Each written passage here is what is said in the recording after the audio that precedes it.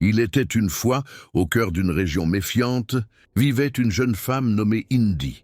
Elle était le genre de femme qui rendait la souffrance gracieuse. Le genre de femme qui, même dans la douleur, servait avec un sourire. Belle, respectueuse et discrète. Une femme aux yeux chargés d'océans de chagrin et qui pourtant se tenait comme une reine. Elle était mariée à El Choukou, un homme dont le silence était plus retentissant que le tonnerre. Un homme qui aimait sa mère plus que tout au monde. Indy avait enduré 7 années de mariage dans une maison où l'amour était rationné. Un mariage où la paix était vue comme un privilège. La mère de son mari, connue sous le nom de Mama Elu, était une épine dans sa chair. Elle l'appelait inutile, si souvent que le mot la suivait comme de la fumée. Et ce qui blessait le plus n'était pas seulement l'insulte, mais le fait qu'elle vienne de quelqu'un qui prétendait être de la famille. Mama Elu avait fait de sa vie une mission de rappeler à Indy ce qu'elle avait perdu. 5 bébés, 5 grossesses, 5 accouchements qui s'étaient terminés par des morts-nés. Pas de complications, pas d'avertissement, juste le silence. Le genre de silence qui pouvait briser l'âme d'une femme. Indy se souvenait de chacun de leurs noms. Des enfants qu'elle n'avait jamais pu bercer, dont les noms ne vivaient que dans son cœur, et lors d'anniversaires qu'elle célébrait seule. Mama Elu ne considérait jamais que le deuil était une punition suffisante. Elle disait à quiconque voulait l'entendre qu'Indy avait mangé ses propres enfants, qu'elle était un être de poubelle où les bébés entraient et n'en sortaient jamais. Peu importait combien Indy cuisinait, nettoyait ou servait Madame Elu, elle était vue comme une malédiction. Et ce qui rendait les choses pires, c'était que son mari El Choukou ne la défendait jamais, pas une seule fois. El Choukou était une erreur d'homme. Il était le genre de mari qui ne parlait que lorsqu'il avait faim et disparaissait, et n'était pas là quand sa femme avait le plus besoin de lui. Quand Mama Elu se moquait d'elle devant des invités, il se contentait de rire et de faire des excuses, disant que sa mère ne faisait que plaisanter. Quand Indy pleurait profondément la nuit, il se retournait et dormait comme si la douleur de sa femme était trop forte pour ses rêves et l'empêchait de dormir. À chaque fois qu'un bébé mourait, Elku s'enfonçait plus profondément dans le silence et sa méchante mère remplissait le silence de son venin. Elle blâmait Indy pour chaque enfant perdu. Pour elle, c'était la raison pour laquelle son nom n'avait pas encore résonné dans le pays. En tant que grand-mère, elle le criait pendant les prières familiales, disant que Dieu devrait donner à son fils une épouse féconde, ou mieux encore, le remplir du courage d'épouser une autre femme. Indy baissait la tête et avalait ses larmes pendant que tout le monde criait un grand amen. À chaque bébé qu'elle perdait, Indy voyait un chat blanc dans son rêve la nuit précédente. La première fois que cela arriva, elle pensa que c'était une coïncidence. Mais plus cela se produisait, elle savait que c'était plus qu'une coïncidence. Indy raconta tout à son pasteur qui l'informa que le chat n'était pas un chat ordinaire. C'est un esprit familier, lui dit-il en lui tenant les mains et en commençant à prier avec elle. Quelques minutes passèrent et son pasteur ouvrit les yeux et révéla que le chat était en mission. Ce qui était encore plus glaçant, c'était qu'il dit que la personne derrière tout cela était beaucoup plus proche qu'elle ne le pensait. Indy quitta le bureau de son pasteur en se demandant qui pouvait être cette personne. Elle arriva chez elle et rencontra sa belle-mère qui lui ordonna de laver ses sous-vêtements. Indy ne se révolta pas.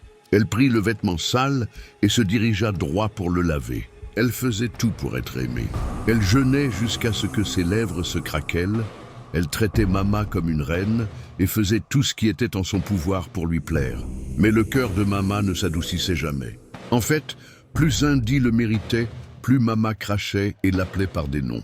Un jour, après une autre fausse couche, assise sur le sol froid, avec du sang coulant le long de ses jambes, elle supplia sa belle-mère d'appeler à l'aide.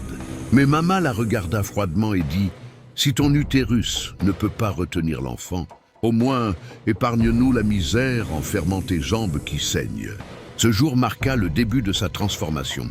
Assise dans la mare de son propre sang, ses lèvres tremblantes, alors que son esprit se brisait.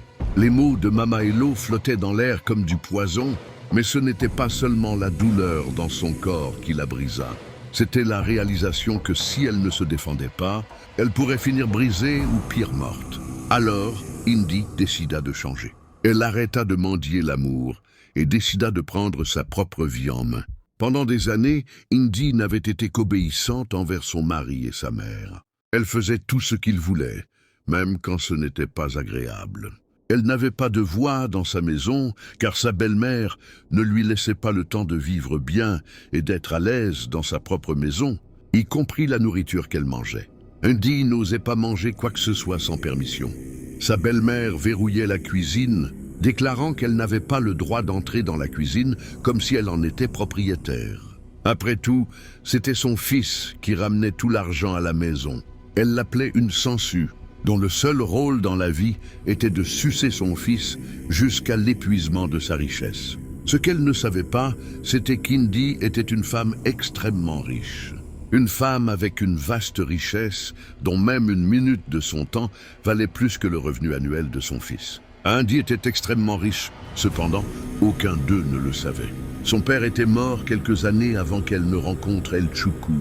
Elle avait repris les compagnies de son père en tant qu'enfant unique. Elle avait fréquenté les meilleures écoles au pays et à l'étranger et était bien versée dans les affaires de son père. Cependant, elle n'avait pas de famille auprès d'elle car ses 2 parents étaient morts et toute sa famille élargie était à l'étranger et elle a décidé de trouver l'amour. Elle sortit à plusieurs rendez-vous mais tous se terminèrent avant de commencer car tous les hommes étaient intéressés par ce qu'ils pouvaient tirer d'elle.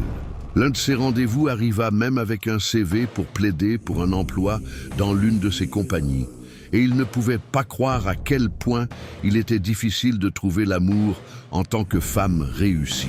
Alors un jour, elle décida de faire une pause de sa vie de luxe et nomma un conseil d'administration temporaire pour superviser les compagnies de son père pendant qu'elle décidait de vivre une vie simple. Elle voulait voir qui l'aimerait pour ce qu'elle est et non pour son argent. Alors elle déménagea de sa luxueuse maison pour une petite maison louée à la périphérie de la ville. Indy se déguisa en vêtements simples. Elle cacha sa richesse et postula à des emplois pour lesquels elle était clairement surqualifiée. C'est alors qu'elle fut acceptée comme femme de ménage dans une petite compagnie. La même compagnie où elle rencontra son mari, El Choukou, qui était un cadre supérieur de la compagnie à l'époque. Indy balayait les bureaux et vidait les poubelles sans se plaindre. Un matin, pendant qu'elle nettoyait son bureau, elle tomba sur des documents que El Choukou allait soumettre à son patron ce matin-là. Indy parcourut le document et réalisa une erreur qui aurait pu lui coûter instantanément son emploi. Quand El Choukou arriva au bureau ce matin-là, elle attira son attention dessus et El Choukou ne pouvait pas comprendre comment une femme de ménage pouvait repérer une telle erreur technique. Il s'intéressa à elle et décida d'en savoir plus sur elle. Indy lui dit qu'elle était diplômée. Elle lui dit des choses sur elle, en excluant soigneusement le fait qu'elle était extrêmement riche. Aux yeux d'El Choukou, Indy était une pauvre femme de ménage qui, malgré ses luttes, se tenait avec beaucoup de dignité. Il commença à lui parler plus souvent, demandant son avis sur des documents et même des propositions d'emploi. Avec son aide, El Choukou excella dans son travail. Il obtint plusieurs promotions et monta rapidement dans la compagnie. El Choukou exploita son intelligence alors qu'il se rapprochait d'elle. Une chose en mena à une autre et Indy devint enceinte des mois plus tard. Ce fut une pilule dure à avaler pour El Choukou, sachant qu'Indy n'était qu'une femme de ménage. El Choukou, en tant que cadre supérieur, ne pouvait pas s'imaginer épouser une femme de ménage. Une femme qui sortait les poubelles et balayait les bureaux. Il pensa à la licencier et aussi de se débarrasser de la grossesse. Mais El Choukou connaissait les dangers de le faire. Il avait plus besoin d'elle qu'elle n'avait besoin de lui.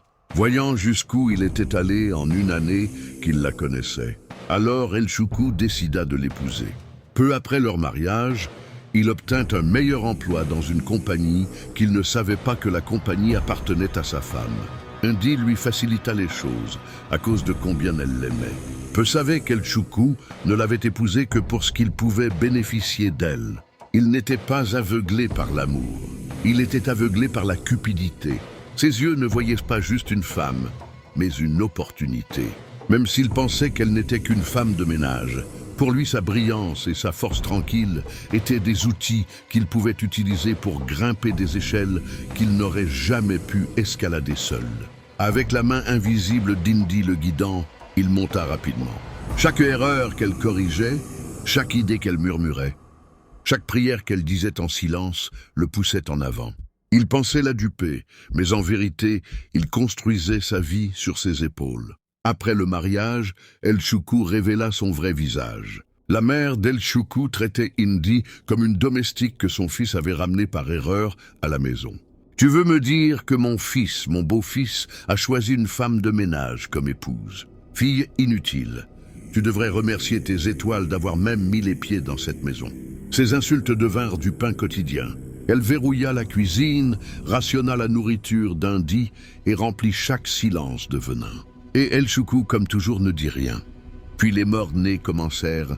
1, 2, 3, 4 et 5. Et avec chaque perte, le chat blanc revenait à la fenêtre dans son rêve. Ses yeux brillants dans la nuit comme du charbon ardent. Chaque fois qu'il apparaissait, un enfant ne survivait pas. Indy pleurait, priait, jeûnait. Pourtant la mère d'El Choukou aiguisait sa langue et crachait du venin, l'accusant de manger ses propres enfants, et allait plus loin en la traitant de ventre de poubelle. Chaque enfant qui entre en toi y meurt. Tu es maudite. Elle dit à Indy encore et encore, sans se soucier du trauma que Indy subissait. La méchanceté de Mama d'El Choukou grandissait plus audacieuse chaque jour qui passait. Quand Indy perdit son 3e bébé, El Choukou commença à inviter d'autres femmes dans leur maison. De jeunes jolies filles qu'elle paradait devant son fils. « Mon fils, ce sont de belles femmes.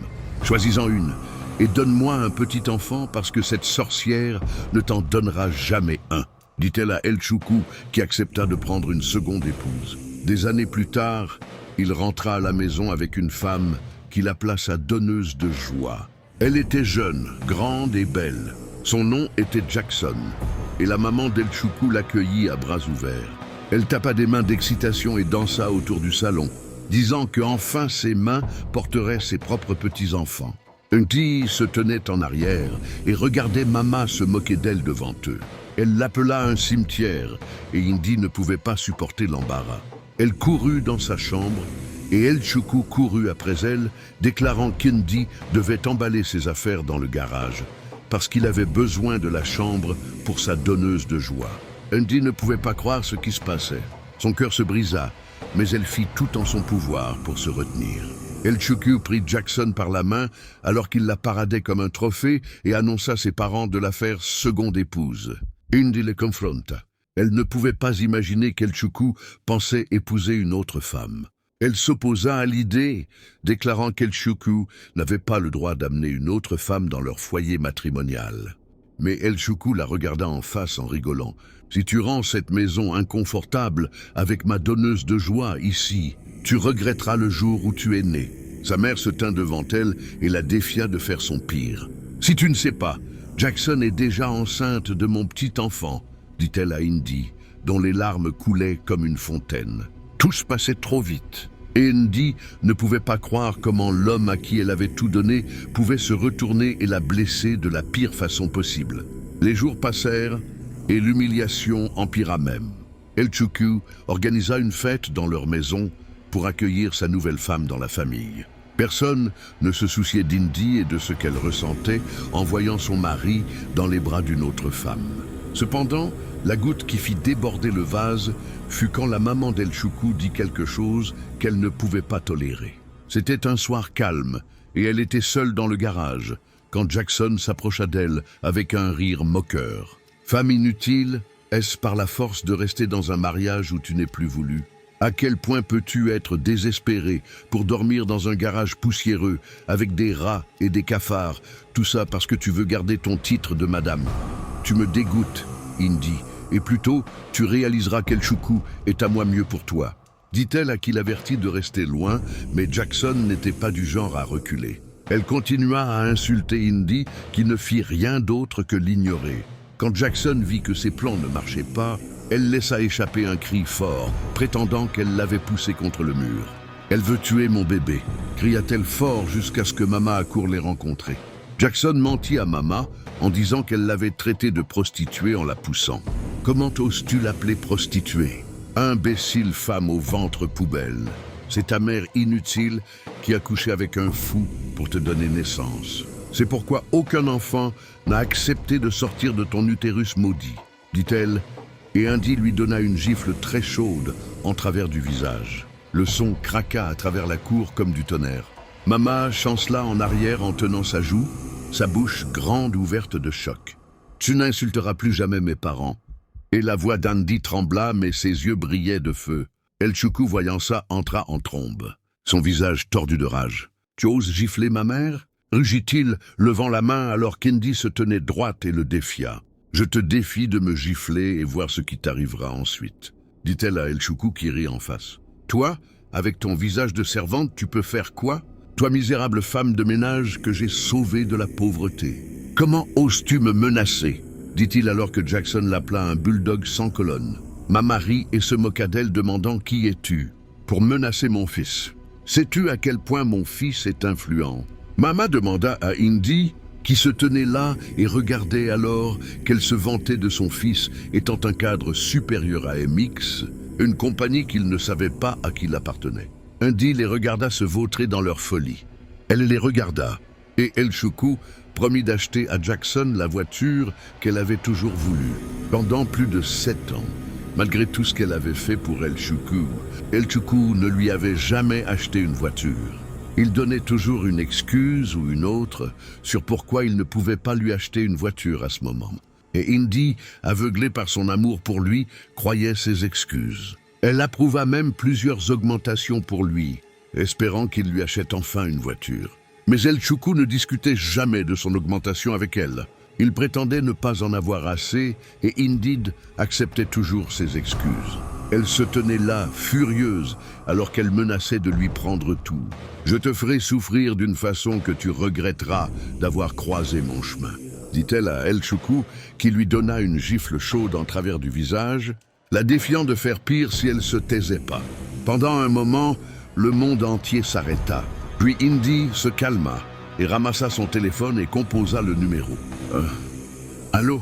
dit-elle. « Terminez l'emploi d'El Choukou immédiatement. » « Il ne travaille plus pour nous. » El Choukou et sa mère éclatèrent de rire. « Es-tu folle ?» cria El Choukou. « Toi, une misérable femme de ménage. Qui penses-tu être pour me licencier de ma compagnie ?» Et les yeux de luxe avec lui. Ses lèvres se courbèrent en un sourire très léger. « Ce n'est pas ta compagnie, dit El Choukou. » Indy répondit, « C'est la mienne. La compagnie dont tu te vantais, celle dans laquelle tu as une dignité, je la possède. Chaque contrat que tu as apprécié a été signé par moi, » dit-elle à El Choukou, qui l'appela toi une rêveuse. « Je t'assure, tu deviens folle. Tu te dis propriétaire. Toi, une misérable femme de ménage qui ne pouvait même pas s'offrir une serviette hygiénique. » Jackson rit et l'appela la folle. « Indy, tu délires. Qui penses-tu être? Femme folle. » Indy ne broncha pas. Elle se tenait juste là calme, alors qu'elle regardait le téléphone d'El Choukou sonner. Il ricana, agitant le téléphone en face d'elle. « Regarde et apprends. Femme inutile. Mon patron m'appelle. Il veut probablement me donner un autre contrat. Écoute bien, et tu sauras ta place. » Allo décrocha l'appel et le mit sur haut-parleur. « Bonsoir, Mr. El Choukou. Ceci est pour vous informer que votre emploi avec MX a été terminé avec effet immédiat.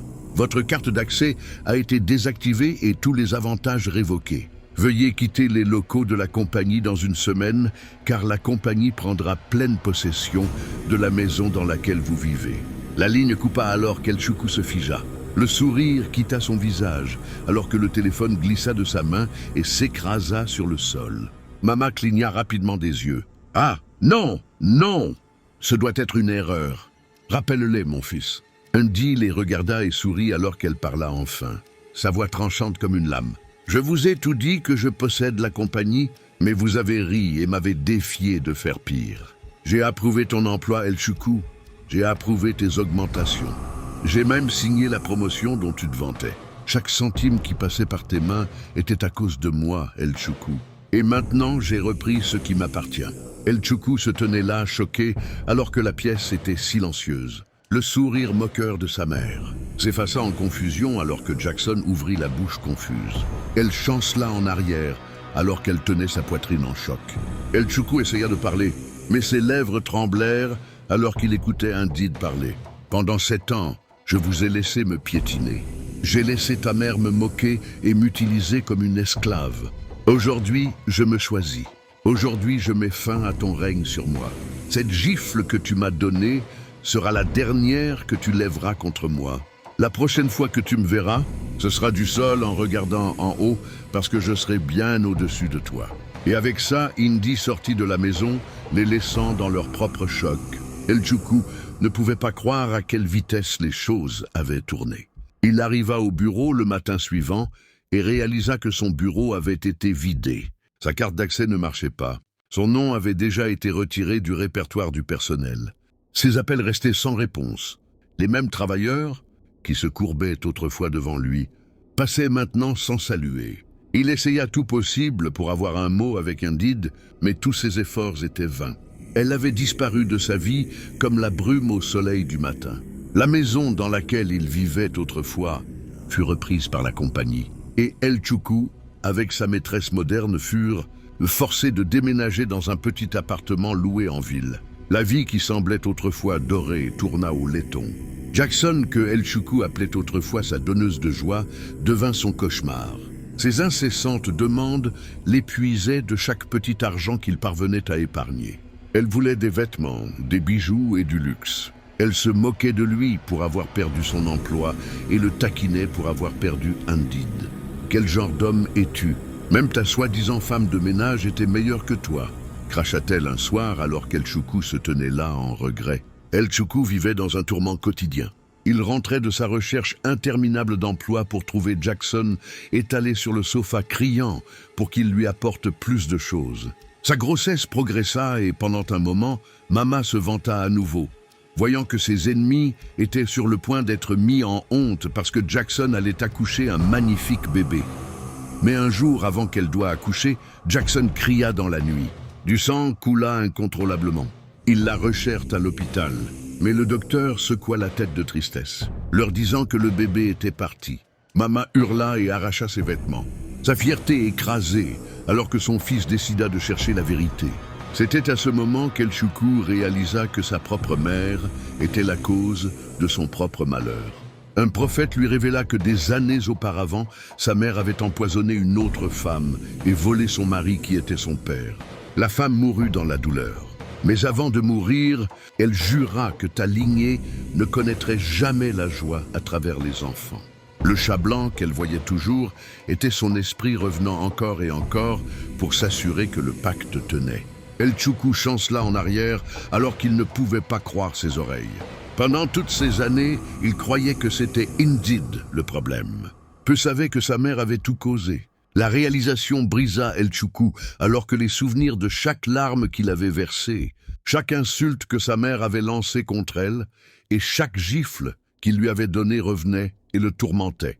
El Choucou se souvenait du jour où elle était partie, le jour où il avait perdu la chose la plus précieuse qu'il avait dans la vie. Indide prospère, ses compagnies s'étendirent. Elle fut célébrée au pays et au-delà comme l'une des jeunes femmes les plus dynamiques de sa génération. Mama, cependant, ne se remit jamais de la honte. Elle vécut ses jours dans le regret, et un jour la mort l'emporta à cause du chagrin. Jackson quitta finalement El Choucou pour un autre homme, l'abandonnant avec des dettes et la disgrâce. Et El Choucou erra dans les rues de la ville, brisé, sans emploi et moqué. Une leçon vivante de ne jamais moquer la grâce. La leçon à tirer de cette histoire est que la force réside dans la connaissance de sa valeur, et de ne jamais permettre à quiconque, ni un mari, ni une belle-mère, ni même la société de la définir pour vous. Chez Indy, la douleur n'était jamais sa faiblesse, c'était son raffinement. Quand elle s'est choisie, enfin les masques tombèrent et la vérité fut révélée. Dans la vie, la méchanceté peut rire un moment, mais la justice parle toujours à la fin. Ne moquez jamais un cœur qui sert avec amour, parce que la pierre que vous lancez à la grâce reviendra un jour comme du feu. J'espère que vous avez aimé l'histoire. N'oubliez pas de vous abonner sur le compte africain 225 et d'activer la cloche de notification. La prochaine fois, je vais prendre le nom des bavards et des absents.